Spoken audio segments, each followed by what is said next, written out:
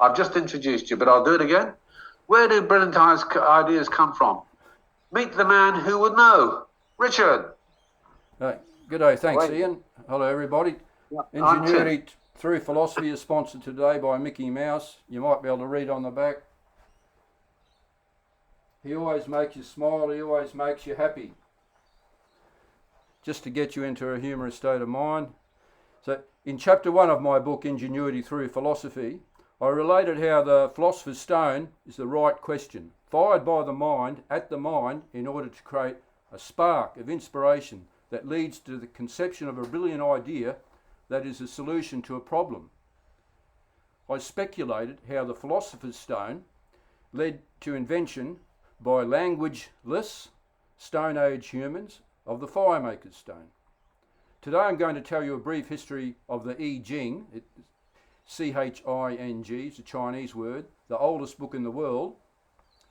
I'll explain how it's a philosophy of creativity that claims brilliant ideas are conceived through experience of the state of Wu Ji, or nothingness.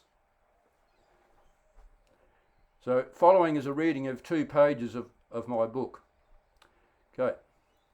Now, the most widely respected version of the I Ching was published in 1923, 100 years ago, by Richard Wilhelm, a German theologian working in China.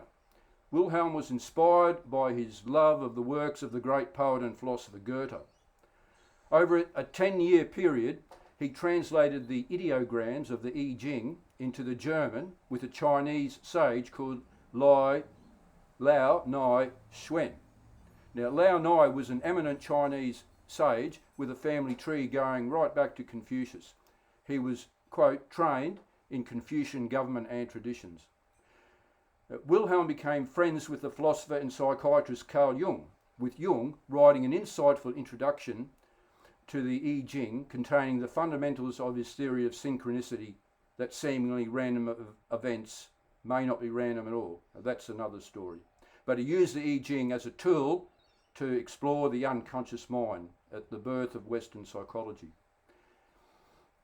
Now, Wilhelm's translation states that ideas leading to the creation of our success and prosperity are contained in the primal depths of the universe. Now, what might they be? The creativity needed for generation of these ideas comes from our higher natures, that's a quote from the I Ching, which also arise from the primal depths of the universe. Quote, creativity comes from awakening and directing humans' higher natures, which originate in the primal depths of the universe and are appointed by heaven. You can take from that what you like. We awaken our higher natures through the experience of Wu Ji, nothingness, or pure awareness.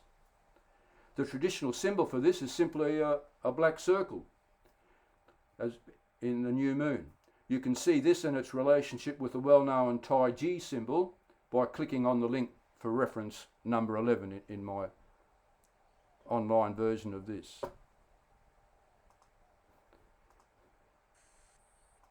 So according to the I Ching translation, both humans' higher natures and ideas that have yet to become real have their origin in the primal depths of the universe.